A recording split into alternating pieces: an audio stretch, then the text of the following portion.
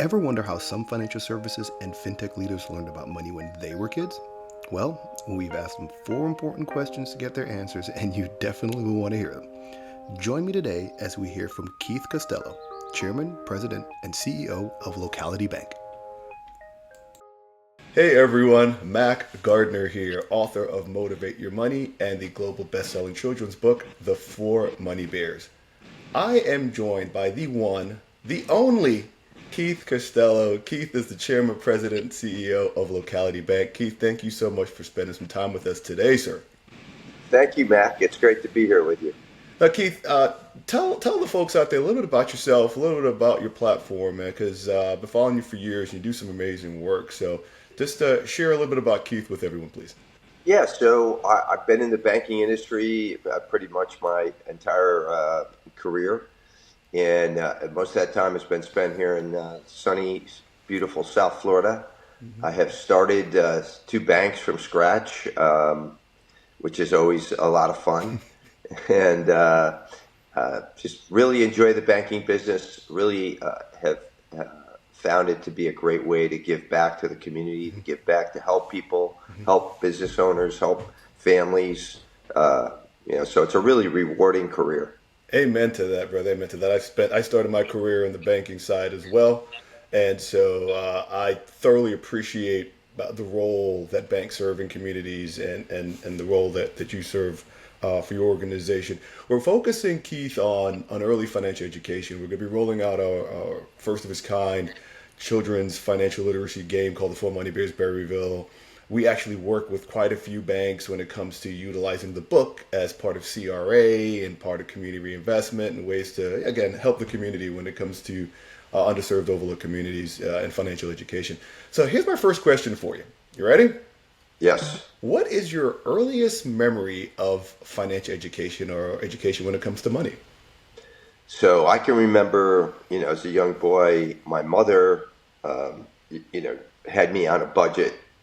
So I received, every week an allowance.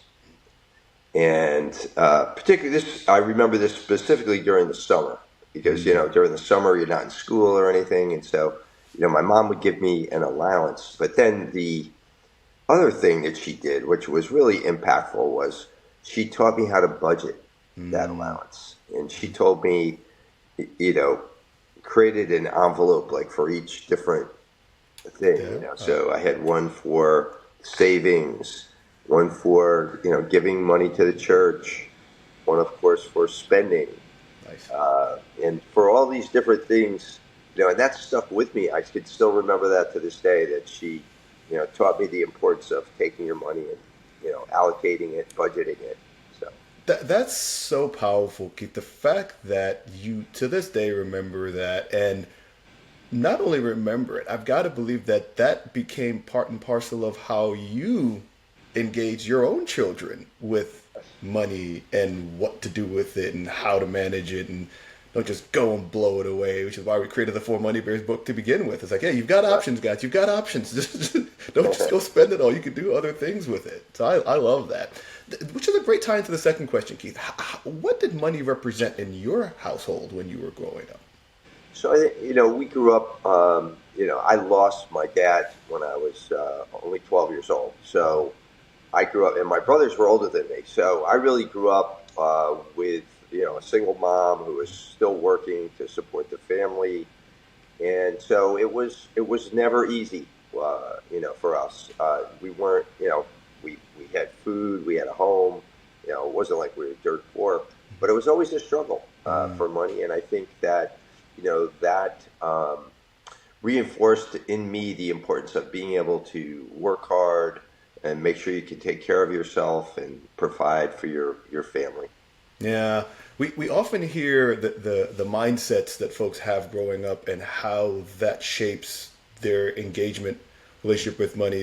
Either the scarcity mindset, right, or the abundance mindset, and how it stays with you, and it's really, really one of those things that's hard to shake, but it serves as the foundation of the engagement with money. And so, where did you grow up, by the way? I hear a bit of an accent in there. In Albany, New York. Couldn't tell it was New York. Couldn't tell. I grew up in the Bronx. I put in my time. I tell people I put in my Okay. time. I grew up in the Bronx, and I have my New York badges with all the different various colors of snow during the Yeah. wintertime. Right. All right, so here we're coming out to the last two questions, Keith. Third one is, you're the leader of a bank. You've stood up several organizations, and you do a lot of things in the community. How do you think we should teach young people about money and money management?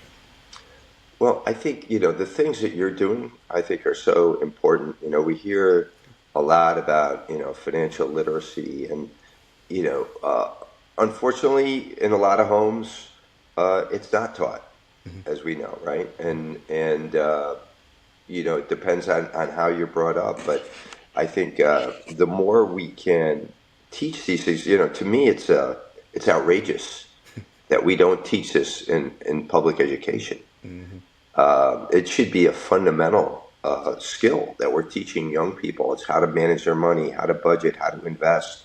All of these things are critical. So, I think it starts with the types of things you're doing, at an early age, educating children about money and teaching them about saving and budgeting and the simple things and simple stories like you've told that help reinforce that, I think, are so critical.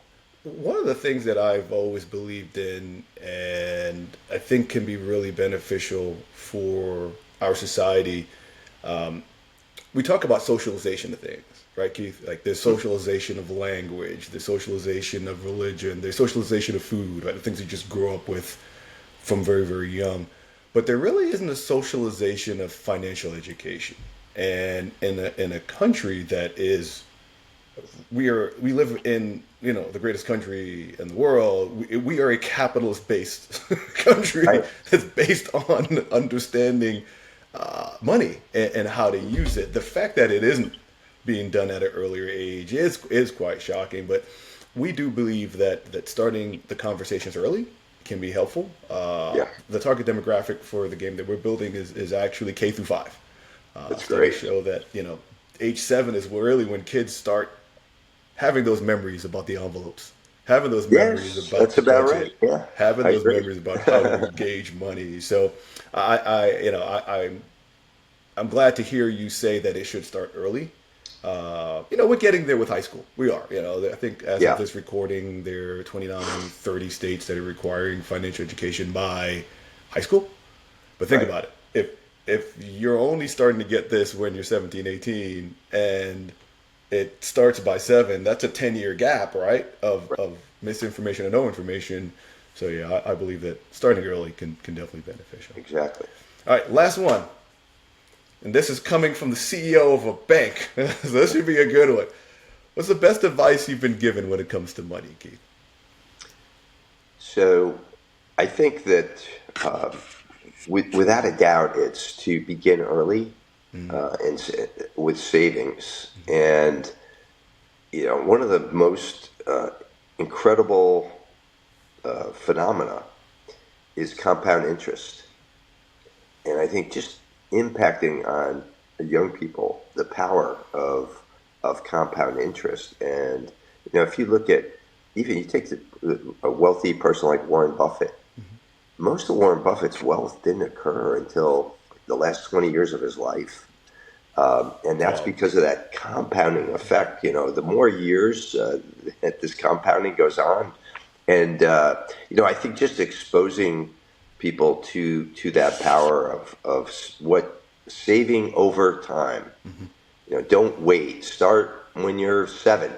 Start saving money, open an account, putting money away, and I think that's the most powerful lesson that I could relay to anyone about money. Yeah. What I love about that fact that you're mentioning, Keith, is for years the savings aspect of it, has just been something that we hear folks say, "Hey, look, start save, compounding interest, compounding interest. Your money can work harder for you than you can work for your money because of the ability to, have that snowball grow." But what I love about the day that we live in today is with technology being as readily available as it is, that can apply to investing too, Keith, right? Oh, absolutely. we, Yeah. we can buy $5 worth of Starbucks now. We can buy $5 worth of Coca. We can buy, you know, we don't Yeah. have those barriers. So, you know, young people can start investing early with the Oh, technology. yes. And when I say saving, I guess I Yeah. should clarify. I mean saving and investing, right? So, putting money into stocks at an early age, teaching children about stocks, and with Robinhood now, the as they say, the gamification of investing.